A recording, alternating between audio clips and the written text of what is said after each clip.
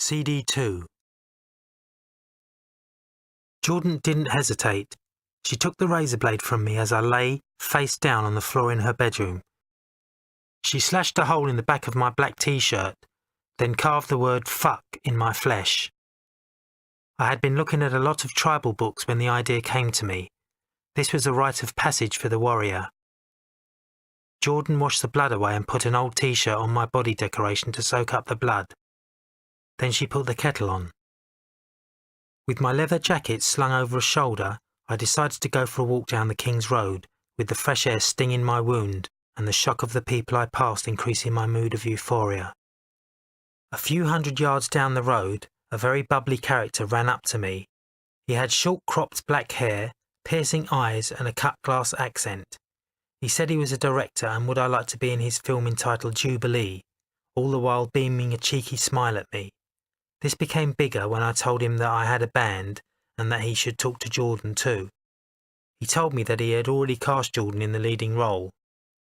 A couple of hours later, she telephoned me at my freshly painted, black of course, room in Redcliffe Gardens. Derek said he'd met this great-looking kid walking along the street who was perfect for the part of the pop star in the film. He said you had what he was looking for, the way you moved, the attitude in your face. Jarman hadn't realised that fuck was written in blood until Jordan told him. He later wrote a scene into the film in which one of the characters uses a razor to write fuck into another's back. Would I like to be in the film? Of course I would. Derek Jarman always claimed that he was inspired to make Jubilee after seeing Jordan walking towards him dressed in a miniskirt covered in white GB car stickers, fishnet stockings, and with her hair in a strawberry-coloured beehive. His reaction was highly unusual at the time, though. The major effect of punk in England in the mid-1970s was one of shock and most definitely not of admiration. Britain was a very different place to the one that we know now. For the most part, it seemed that the great British public was racist. Sexism was also common, and, like racism, apparently acceptable. The Sun had carried topless page 3 girls since 1969, and television's comedy shows like On the Bus's Love Thy Neighbour and The Benny Hill Show joked about black people and sex and featured semi-naked girls for no good reason other than because they could.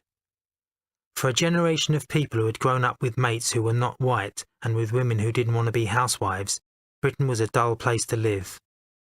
Punk was the way we thought that we could change things. The music was deliberately loud and simple in direct contrast to the overproduced rubbish coming out from the mega-rich rock stars of the day. Because everyone wore flared trousers, punks wore straight-leg trousers. Because men still wore ties, punks wore ties, but studied them with safety pins and wore them more like a noose. Because men and women wore their hair neat, punks wore theirs messy and brightly coloured. Because sex was still an activity that took place in private, punks acted provocatively and perversely.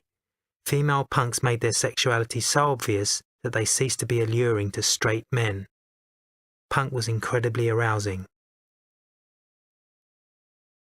Having my own place to live made me feel free for the first time in my life. I became part of the punk scene that was based around the Pistols, Malcolm McLaren and sex in the King's Road, Chelsea. A couple of miles away, there was another punk gang centred around Ladbroke Grove and the Clash. Their scene was more political than the King's Road scene, and the only real link between the two was Johnny Rotten, who was the only Pistol interested in changing the world, not just selling t-shirts. Although his dress sense did cause quite a stir, of course. When Rotten started wearing teddy boy draped jackets and styling his hair in a quiff in 1977, he soon had what was left of a dad's army of Teds after his blood. The tabloids made as much of the Teds versus Punks battles on the King's Road that summer as they had of the Mods versus Rockers battles on the beach in Brighton in 1964. But it wasn't anywhere near as bad. One sunny day I found myself cornered by 6 Teds as I came out of Sloane Square tube station. I was dressed in all black leather, with my face white, one eye covered in black coal and split-toed Chinese wedge slippers on my feet. "What are you then?" snarled one of them. My pulse raced and so did my brain. "I'm a Gene Vincent fan, mate," I stammered. 6 Neanderthal brains topped by greasy quiffs churned. "What do you mean?" asked another. "Well, he wore all leather at the time, didn't he?" I asked back. You know, Bebop Balula, Wildcat, Cruisin'. I ran through as many Gene Vincent song titles as I could. It worked. They let me go without breaking any of my limbs. Still, a tabloid frenzy fueled an anger towards punks from people who didn't understand what we were about and felt threatened by their ignorance. They didn't get the irony of their trying to hurt people who were clearly hurting themselves far more effectively than a boot or fist ever could. Self-mutilation was common among punks, whether it was pushing a safety pin through an earlobe or lip, carving words into our bodies, or pogoing into each other. Punks damaged themselves constantly. The common adoption of a false name by punks was not simply to be colourful, it was a statement of rejection of our identity. It's not completely surprising to find that some of the original punks later told of having been abused or of having had a miserable childhood. Punk was the first youth movement in which women played as big a part as men. For the first time, bands had female members who were not there solely as a sex object. Patti Smith was the first poet of punk, an almost asexual skinny New Yorker full of no-shit attitude. X-Ray Spex had the wonderful Polystyrene as lead singer, and she'd often appear on stage with rollers in her hair, braces on her teeth, and a 1950s wool two-piece from Oxfam worn over leggings and men's shoes. The Slits were an all-female band who were confrontational and unsexy in any conventional way, but powerfully sexual in performance. And of course there was Jordan. On May the 5th, 1977, Adam and the Ants made our world premiere in Eve's room at her parents' place. I'd asked a few friends along to give us feedback, among them Polystyrene. We were to play a showcase for the manager of Polly's band, Falcon Stewart, and one for Andy Chesowski, former manager of the Roxy Club. Things didn't go brilliantly at either though. Neither Andy nor Falcon were going to become manager of Adam and the Ants, but I had another idea. Jordan. We were sitting in the back room of Sex, now renamed Seditionaries, drinking tea. Have you ever thought of becoming a manager? What, of a shop like this? No, of a band. What do you mean a band? Us, Adam and the Ants. Oh, I dunno, are you any good? Come and find out. We're playing at the Man in the Moon tonight. The audience wasn't huge, probably about 40 people. We started with Jordan, Send a Letter To, and I really went for it. I was wearing a black leather mask with a zipped mouth and leather pants over the top of black trousers. I leapt around as usual and crawled through the audience, grabbing people's ankles. Then the equipment blew up. Jordan loved the performance and agreed to become the manager that night. A week later we supported a band called Desolation Angels at my old college, Hornsey. Unusually they were led by their drummer, Dave Barb. He's great, Jordan says as they finished their set. We should nick him. We did, and Dave became an Ant for the next 2 years. By this time, Sid Vicious had replaced Glenn Matlock as bassist in the Sex Pistols. I knew him through my irregular contact with Rotten and never really believed all the stories of the havoc that Sid is supposed to have wreaked. Marco Pironi, the guitarist with the very first lineup of Susie and the Banshees for which Sid played drums, was a friend of his in the early days, and he later told me that Sid would visit him at Marco's parents' place in Harrow and bring an action man with him to play with. He was a very immature 18-year-old. I did see him throw a couple of bottles into the audience at the Vortex Club in Soho, but outside of that he seemed like any other well-turned-out punk rocker. That was until he met Nancy Spungen. Nancy was a junkie groupie who was as dumb as Sid was immature. Once she'd got her hooks into Sid, who had little experience of women, the pair of them became inseparable. They would turn up at a couple of places that I regularly visited at the time, particularly a brothel at Buckingham Gate run by Linda. Linda was gay, a dominatrix, and a true punk. Johnny Rotten was among many punks often to be found of an evening reclining on her sofa, which is why Sid and Nancy would appear at the door looking like ghosts and desperate for another fix, begging for money. You knew Nancy was coming before you saw her, because she smelled so badly, as if she'd pissed herself en route. At that time I would sometimes earn cash by painting people's flats, often also sleeping there while doing the job. One night after painting Linda's kitchen a brilliant white, I took off my clothes and went to sleep in a sleeping bag. Some time later I felt a whack on my cheek. I woke up to see Sid's face looking down at me. "You've been talking about me, haven't you, Adam?" Before I could answer, he threw several punches to my face and finished off with one in the groin. Then he was gone. I got dressed and rushed out to catch him, but Sid was well gone. I was unhurt but furious. The next day I began a search for him with a hammer tucked up the sleeve of my leather jacket. After a couple of hours visiting the usual cafes and rehearsal rooms where Sid might be found but without any luck, I went to St John's Wood to seek advice from an old school chum, Stephen Sophocles. He was a black belt in karate and had a real air of serenity and presence. He sat patiently as I blurted out my tale of woe before stopping me mid-sentence.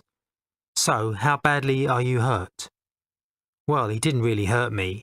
Stephen shrugged. "Then why lower yourself to his level?" My concealed hammer felt a lot heavier suddenly and we both started to laugh. "He has to look over his shoulder now, doesn't he?" Stephen pointed out. That night, backstage at the Marquee Club, there they were leaning against a graffiti-covered wall, Mr. and Mrs. Stink. I very carefully wrapped a small chain from around my waist around my fist. Then I walked up to Sid, muttered, "So here you are, Sidney, I've been looking for you," and punched the wall to the right side of his head.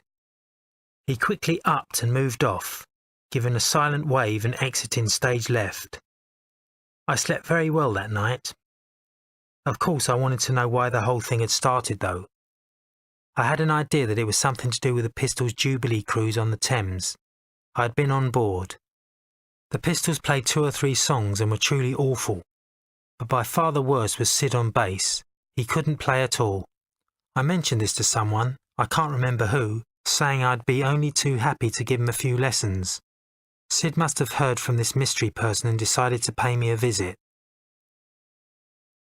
3 days after the boat trip, I began to keep a diary. It was not an ordinary diary, though. By that I mean that it was not a book of nice, clean white pages. No, it was actually a paperback edition of William Burroughs' The Naked Lunch. At the top of the inside cover I wrote 9th of the 6th, 77, 3:10 p.m.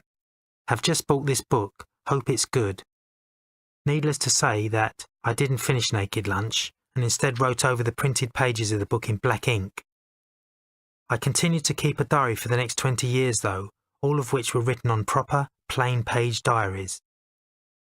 When I started writing them, if I was not playing music I was writing songs. If I was not doing that I was either painting walls during the day or going to gigs at night. And then there was sex. I now understand that sex and music were helping me to contain my then undiagnosed bipolar illness. My manic phases were spent having sex or making music. My depressive phases were spent crying, writing in my diary, and then to raise myself out of them, having sex. Sex was my panacea. Pure sex was my salvation. Pure sex was usually at its most enjoyable when the relationship between us was new. But there were several women in my life with whom every time we made love it was pure sex. At least for a while. The making of Jubilee in the summer of 1977 was as chaotic as the finished film looks. Derek Jarman wanted it to be a true reflection of the self-inflicted pain and mayhem of the punk scene, and went to any lengths in order to ensure that he got realistic scenes. Although, since the film had Queen Elizabeth I travelling through time to a futuristic London and walking along streets filled with burning rubbish and marauding girl biker gangs, realism was subjective. Buckingham Palace was a recording studio, and England run by a music business mogul who selects my character as a future star. It didn't make much sense, but it was an art film, so it didn't matter. The Ants recorded our very first single, Plastic Surgery, for Jubilee. However, because of the artiness of the film, I was derided as not being a true punk by various music papers when they came to review it. But I have to say that Derek Jarman inspired his actors to go for it under any circumstances. He was a kind of gay film terrorist, and that he never stopped working right up until his death from AIDS was a testament to his courage. The last time I saw him, he was sitting in Maison Bertrand in Soho, surrounded by young film people. He looked completely happy. A couple of Jubilee's producers, Howard Malin and James Whaley, had started a company that they called Megalovision and intended to create a media management business. Just as filming was winding up, I decided to ask Malin if he'd like to be my business manager and keep Jordan as my personal manager. I do not want to be sidetracked nor concerned with anything other than the ants and ant music, I wrote in my diary. Everybody has to realise that I am not a dreamer. There are no risks involved at all. The only thing that can stop me is my death. Mandy was sweet 16, but she had a lot of front. She and a friend approached me at the 100 Club asking if they might come and visit me sometime. I gave them an address in Chelsea and said to call by next week. I was staying there on and off while I painted it. When Amanda, though I prefer Mandy, Donahoe came to visit me, it was difficult to believe that she was only 16. She was beautiful, with black hair and a perfectly formed woman's body. She was also very intelligent and sharp-tongued with a wicked sense of humour. After an hour of chatting and laughing about all and everything, I was made speechless by her suddenly kissing me and biting my lip. I had no intention of going any further until we knew each other better. This was the beginning of a beautiful affair. John Peel was the DJ for the coolest radio show in the UK, with the power to break a new band with one play of an independently recorded single. Despite having been a leading figure in the hippie movement of the 1960s, Peel had retained a level of street credibility that none of his colleagues at Radio 1 could ever hope to have. Peel had managed this by being totally unpretentious and committed to playing music that he liked.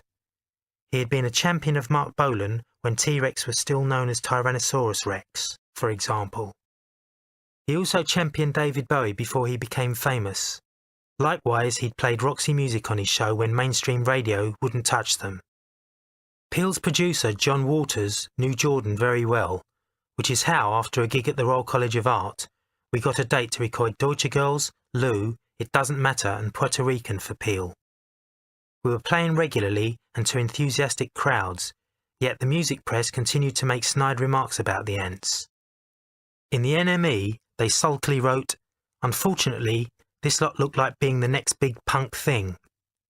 A week or so later, someone else at the NME wrote, in reference to another band altogether, "Well, if Adam Ant can get mileage out of cheap S&M references, there's hope for this awful group too." Then Jubilee opened and the music press hated the film and used it as another weapon with which to bash me in print. I took my mum and Nan to the premiere though, and despite people hissing and booing, they thought that it, and especially I of course, was good. I felt embarrassed by the film, to be honest. It seemed like a complete mess on first viewing. Today I think it's an amazing achievement and a testament to Derek Jarman's persistence and ingenuity. After the screening I cringed when Mum and Nan started calling me a star, because I knew I wasn't. Not yet. Toward the end of March 1978, Malin told me that an independent record company named EG, who had released the Jubilee soundtrack album, had said yes to signing the Ants, but only on various conditions. They were, 1, that I change and lose my heavy image, which meant no more rapist mask and S&M outfits. 2, think of the deal as a long-term option. I had previously said only 2 singles in an album. 3, think a la Adam Ant and not Adam and the Ants, as they put it, which meant to be a solo act, not frontman for a band. And 4, come up with some new songs. At the time, desperate for action, I felt that none of their conditions were any kind of a problem. However, for their own reasons, after a week of my planning my debut LP in detail, EG declined the chance to sign me. I felt as if the wind had been completely taken out of my sails. We had been booked to play the Roundhouse in Camden the day after I got the news, and despite not really wanting to, the show had to go on. So I put on my best Westwood kilt, but felt so down that I couldn't leap around or into the audience as I usually would. It felt like the death of something for me, and it was in a way. It was the death of the Ants Mark I because I'd recently sacked various members in preparation for the EG deal. It was also the death of punk. After the show, feeling down and directionless, I wrote in my diary, "I remember my illness. I am frightened. I hit myself on the jaw to remind myself. I want to cry but can't. I have talent. I have a right to portray my art in my way. I will win. Even at this dire moment when I have £1.14p to my name, I believe that." As I often did when things went wrong, I craved sex almost constantly and sometimes would make love with different women on the same day. Mandy was in Germany for 5 weeks that summer and I missed her badly. Even when she returned though, my desire was not contained solely by her. Unfortunately, Mandy thought that I was her boyfriend and she was my girlfriend, and that naturally meant that we were to be faithful to one another. In my mind I was, but in the flesh I had to have sex with new, different women whenever I could. The sex kept me sane. Howard Mayling continued working on getting the Ants a record deal, and managed to get interest in the Ants from Mike Smith at Decca. With no one else in the frame, we signed with them initially for 2 singles in 1978. I thought things were on the up, and 2 days after the signing we played consecutive nights at West Hampstead's Moonlight Club. I was on a high. The audience took to new songs as if they'd known them for ages. But the next day I got a letter from Megalovision. At the top, scrawled in black felt pen, were the words, Adamant School Report.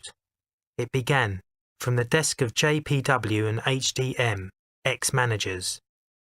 It went on to say that they were embarrassed to be at the previous night's gig. They couldn't see how I could ever hope to play to the kind of audiences that went to see what they called proper rock bands like Fleetwood Mac, for instance.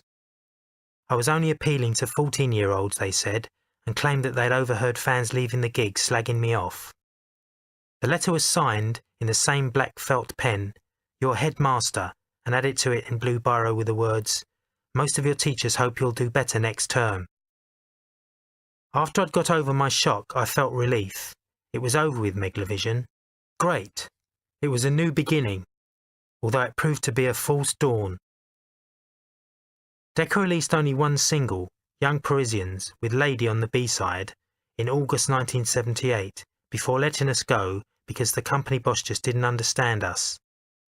We then signed with an independent label named Do It, who released Xerox, with Whipping My Valise on the B-side, in June 1979, our debut album Dirt Wears White Socks in August 1979, and the single Car Trouble and Kick in February 1980. That saw our contract fulfilled with Do It, which was just as well since by that time my life had changed dramatically. In October 1979, I went to a wedding reception with Jordan at the Portobello Hotel. We sat at a table with Malcolm McLaren, who, after a while, leaned across and asked me, So Adam, what's happening with the group? For almost 3 hours, Malcolm lectured me on the music business in a way that no one else ever had, or could. Among the various bits of rubbish that he offered up as advice, he did hit upon something. Video discs, Malcolm said, were the future of rock and roll. He had me completely hooked. We decided between us that the live show was a thing of the past and the future belonged to the artist who could make the best videos. I left the party refreshed, more determined to make things happen for Adamant, and also wondering how I could possibly get Malcolm to manage me. Adam, I want to leave the band.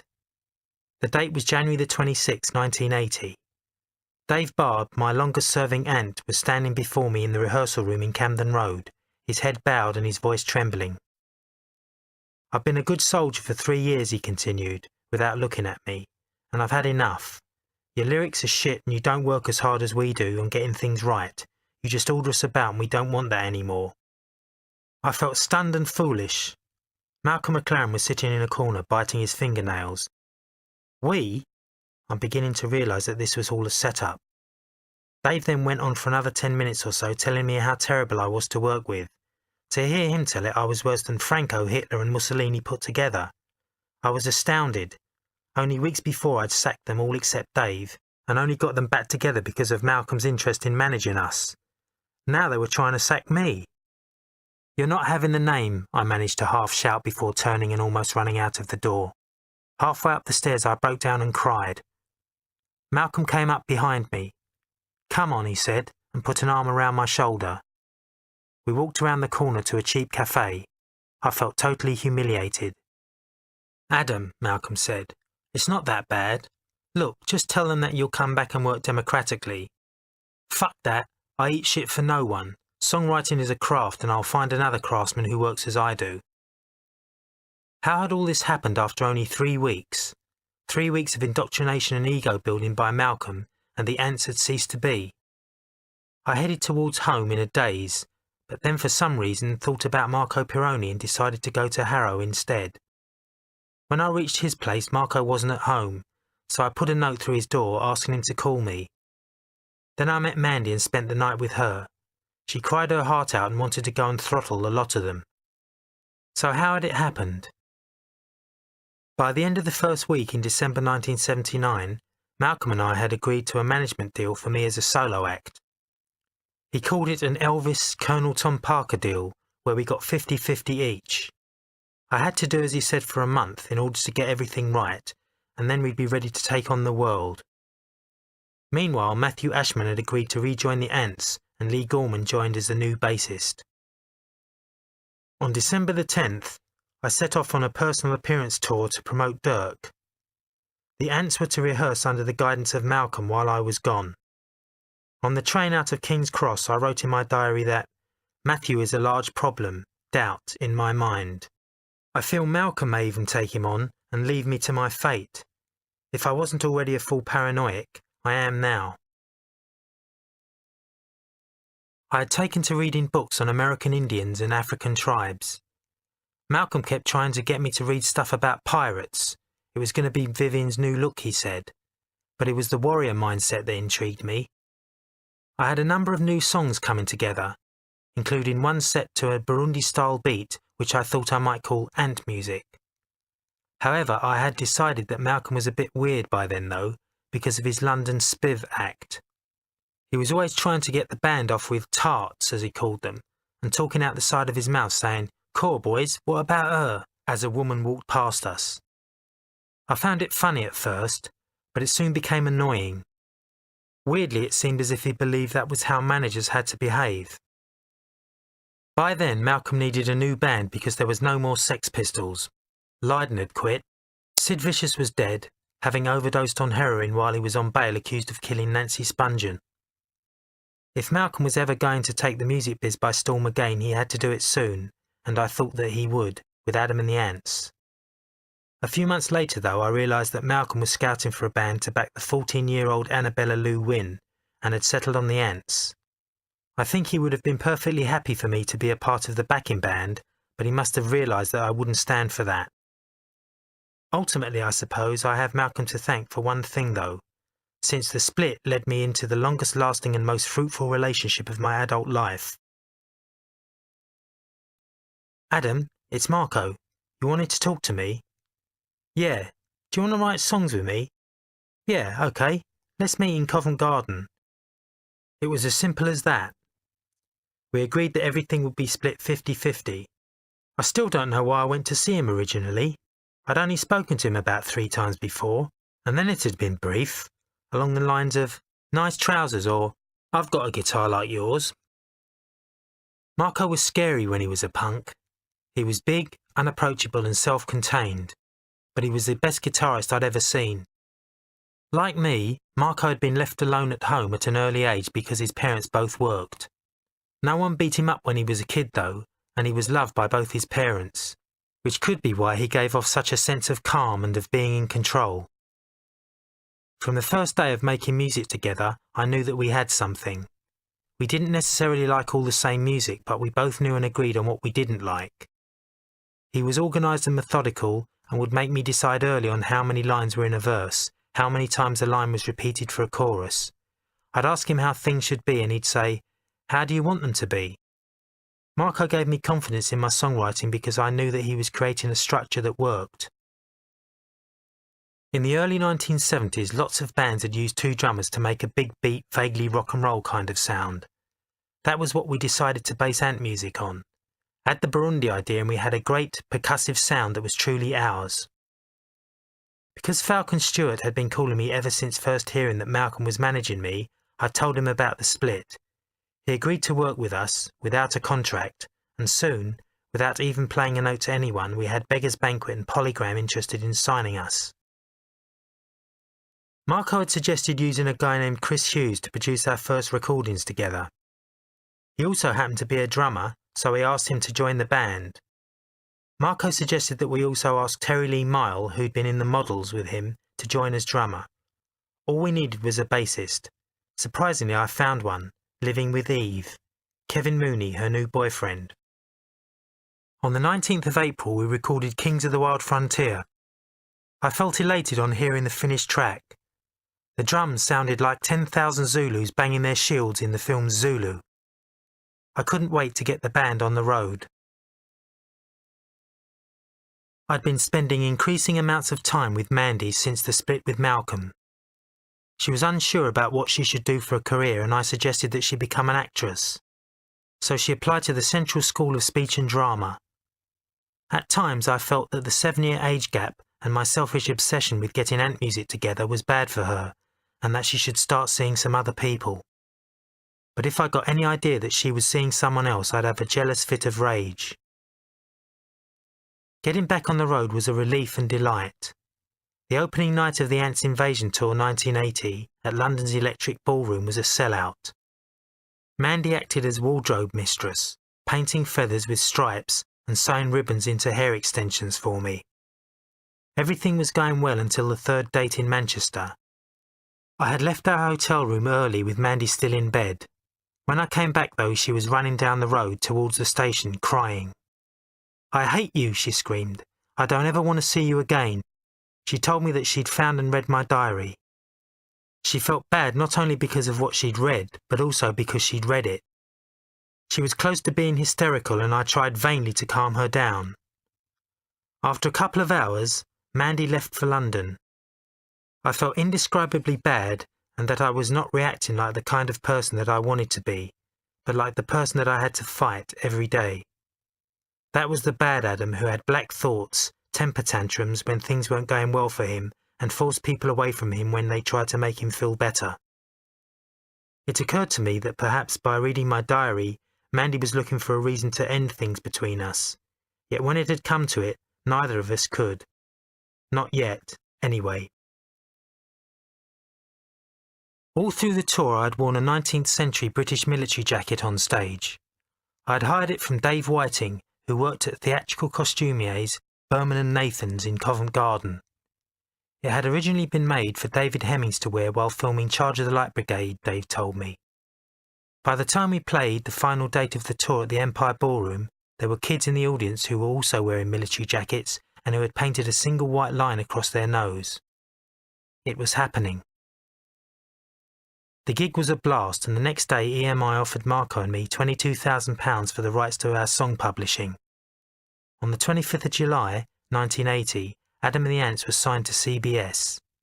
The single of Kings of the Wild Frontier hit the streets. The papers unanimously slagged it.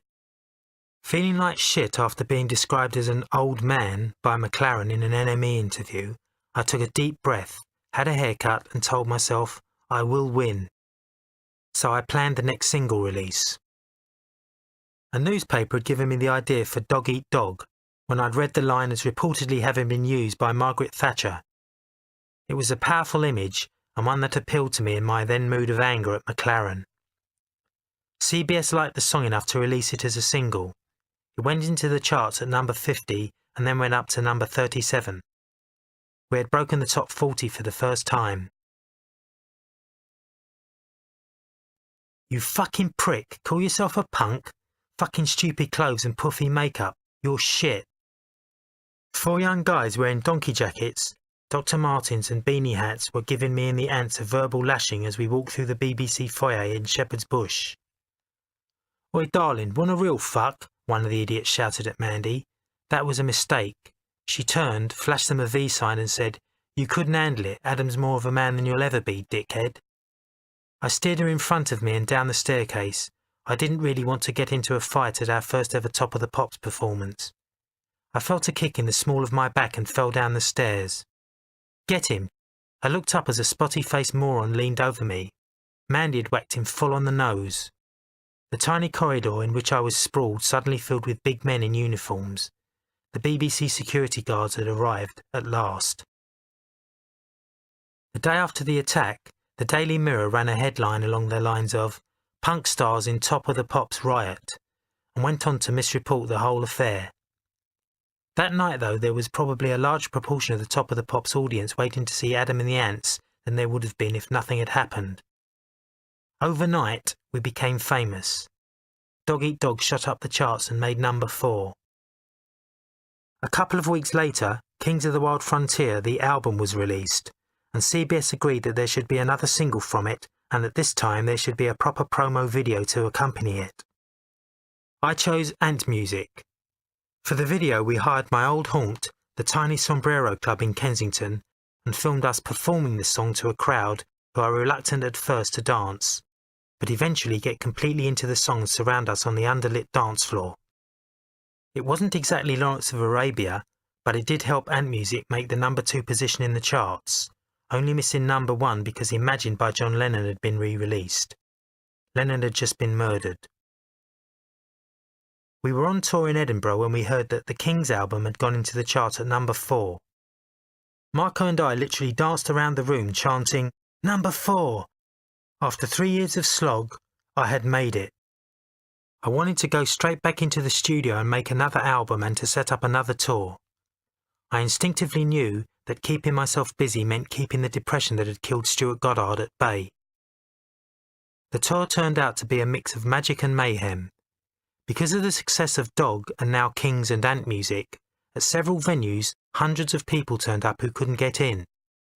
In Sheffield, fans staged a mini riot outside and wrecked cars, while in Hull they set fire to the doors that were closed to them. There were hundreds of fans screaming at me as I ran into the back doors of all the places we played. Our hotels were surrounded, our van followed by scores of cars. It all felt like I'd walked into the Beatles film A Hard Day's Night. The final night of the tour at the Lyceum was a cross between a victory rally and a party. Unknown to me, CBS had invited Les and Doreen, the first time they had seen me perform live. Apparently, when we began and the crowd erupted with their usual pogoing frenzy, Les's jaw dropped and he sat stunned for the rest of the performance. I had a great time. There were more people wearing the white stripe on their faces, lots with feathers in their hair, and nearly all of them singing along with all the songs. The hairs on the back of my neck were at permanent attention. For the first time, 2 British broadsheet newspapers reviewed the show. The Times reporter was almost Victorian in his praise, writing that there is an undeniable and oft-proven excitement to be had from the sight and sound of 2 trap drummers resolutely performing synchronised or unison figures. The Guardian's female reporter, though, unfortunately wrote of me that he isn't very sexy. That made Mandy mad, but Marco laugh. A lot. After the BBC, a call had been made to a security firm, Artist Services, run by Don Murfitt. He was powerfully built, suited and booted, and proved to be a great combination of business and muscle. When Falcon came to me, asking for a contract as my manager, I said no. I had already decided to ask Don to manage the band. Early in 1981, the Kings album went to number 1. I felt fantastically happy and proud, but knew that we needed another single out there to keep us in the public's mind. Since we had a video made of Kings and it was the album title track, it made sense to re-release that as a single, I thought. It took some persuading by Don and me, but eventually CBS agreed. After all, they could use the existing video to help sell it. In it, I am wearing the Hemmings military jacket as in the video for Ant Music, and had worn the same outfit on top of the pops. So there was a continuity that could only help new fans to recognise it as being by Adam and the Ants. In February, it made number 2 in the UK charts. Meanwhile, the Sun newspaper had declared that I was going to be the biggest pop star of 1981, and we had been invited to perform at the Royal Variety Show at London's Palladium Theatre in front of Princess Margaret. The week before the appearance, the band recorded the music. Only I would perform live, the band would mime. It has been said that the miming was what upset Kevin Mooney. It's also been suggested that he thought that we shouldn't play for royalty, but for me appearing on the Royal Variety Show was a high point of my career, as was meeting Princess Margaret, still in my makeup and still shaking with annoyance at Kevin's childish antics. I wasn't aware that he was swinging his bass around behind me until we'd almost finished performing Ant Music, or that he'd dropped it. I was furious at him and decided there and then that he would have to go. Luckily, Gary Tibbs, who had played with Roxy Music, was available and jumped at the chance of joining the Ants on the first Adam and the Ants US tour. In the week before leaving for America, I had met the by now master of the music video, Mike Mansfield. We had a dinner together, and I had been explaining to Don how I saw the video for the next Ant single, which was to be called Stand and Deliver. I wanted to make something that had the feel and look of a Hammer horror movie, something with costumes and a story, I told him. Mike responded positively. Why didn't I draw up the storyboards? Each scene set down on paper in a series of squares as if from the camera's point of view, and let him have them. Later that week I'd also met a new woman. Tessa Hewitt was a Sun Page 3 girl. Blonde and as curvy as a young Marilyn Monroe, she and I only had a few nights together before I flew to New York, but I hoped that we'd see more of each other when I got back. MTV had been playing the Kings and Ant music videos, and so we had a level of fame in New York. It was enough to have attracted the attention of an American Indian organisation, and they had taken objection to my wearing a white stripe across my face because they said that it was war paint. I asked to meet with them.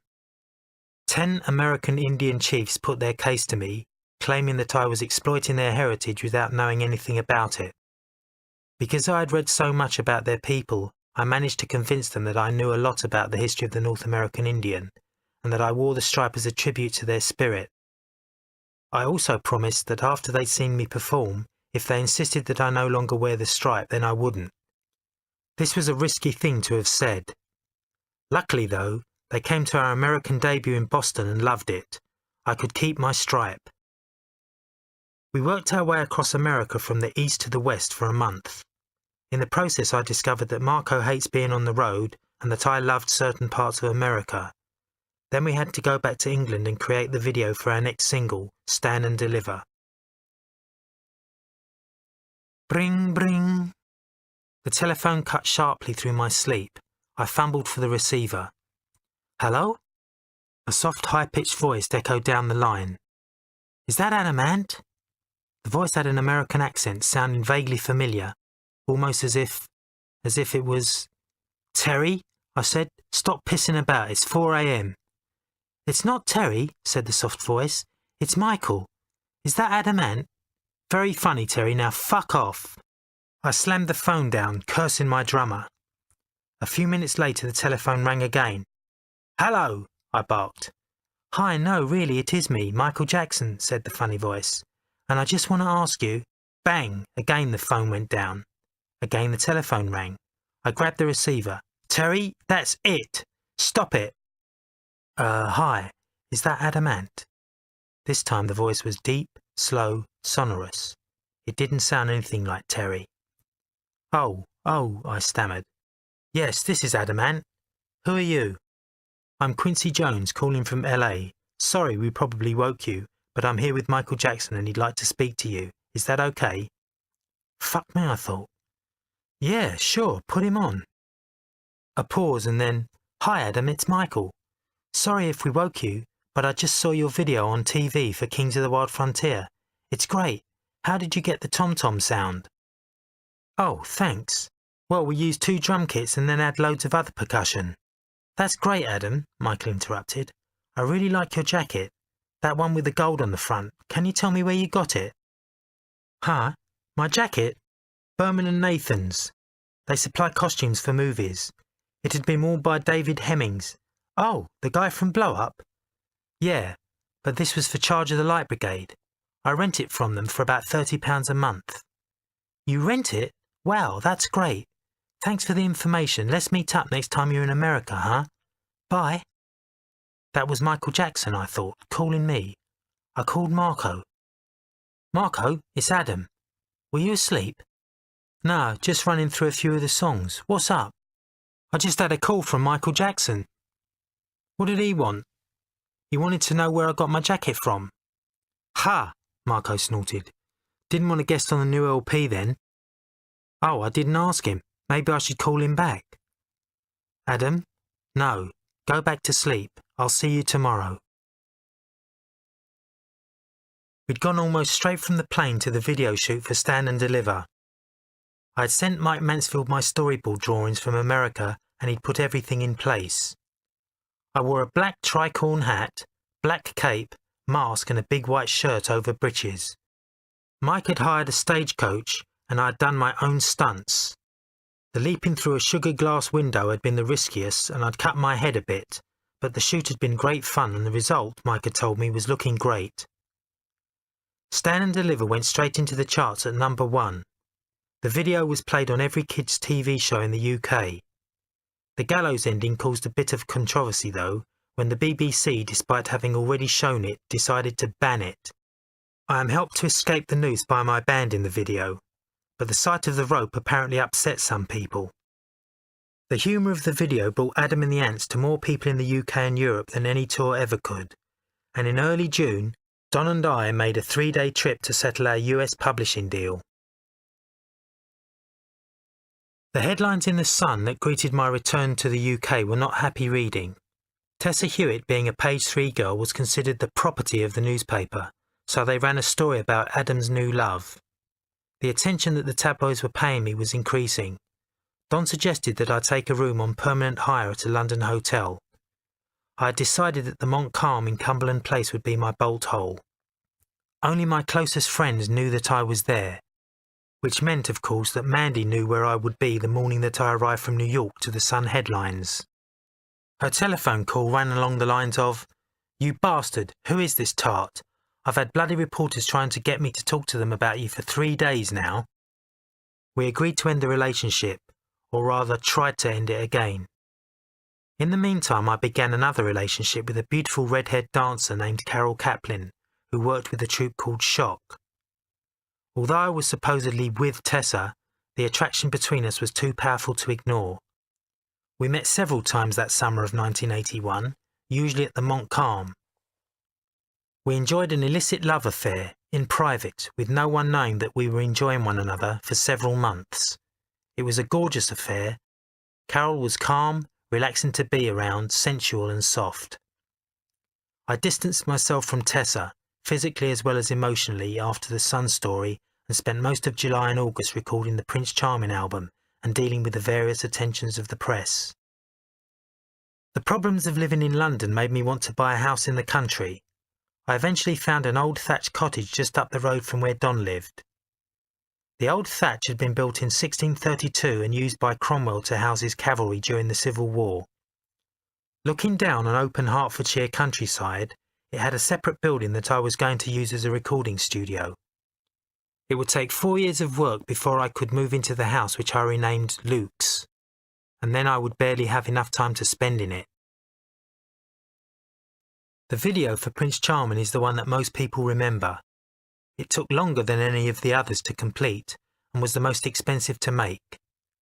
I decided that I'd really like Diana Dawes to star in the video, and she had eventually agreed, although not until I'd wooed her with dinner at nice restaurants.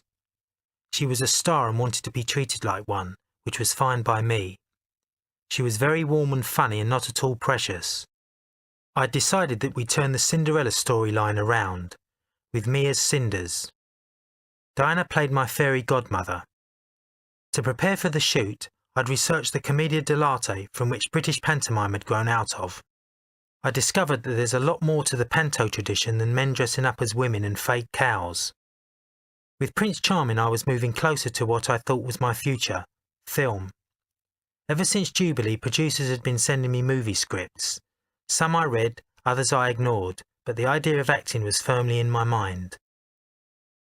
During my first American tour, various interviewers had asked me what Ant music was about. I told them that it was our music, that it wasn't like anything else around. I didn't want to be regarded as punk or new romantic, the new term being used by the music press to lump a bunch of different bands together. I was an entertainer, a part of show business. The music press never got it though. They could understand pop stardom, but the videos they were dismissive of, because it wasn't anti-establishment in the way that they wanted. On the US tour, I had stated several times that I didn't drink, smoke or do drugs, and that was an old-fashioned and pointless idea of rebellion. What I wanted to put across was that there was hope in the world and not to be discouraged, which is why Prince Charming has the chorus of "Ridicule is nothing to be scared of." It meant go out and do what you want to do, believe and you'll succeed. After all, I had, despite being rubbished by the music press. Just before the shoot in July, I had another massive argument with Mandy. I had bought a flat in Primrose Hill by this time. Mandy had a key to the place and had let herself in. Again she found and read my private diary. Again we screamed at each other. Again she stormed out of my life. 3 weeks later, though, Mandy accompanied me to the airport from where I was to fly to New York. I was so glad to have her back that I asked her to walk with me to the departure gate. I knew that it would result in another load of "The Woman in Adam's Life" headlines, but I didn't care. I wanted the world to know that Adam Ant and Amanda Donohoe were an item. It would certainly give Tessa the message that she'd been ignoring for the last few weeks. Of course, it would also let Carol know that she and I weren't destined to be together either. Tessa got the message okay, and she took it very badly. She made a silly attempt at ending it all while I was away, which resulted in more newspaper headlines for her and me, ones which we both could have done without. I called her when I heard about it and she was apologetic and feeling foolish. Carol, on the other hand, was completely unconcerned about Mandy and me. End of CD 2.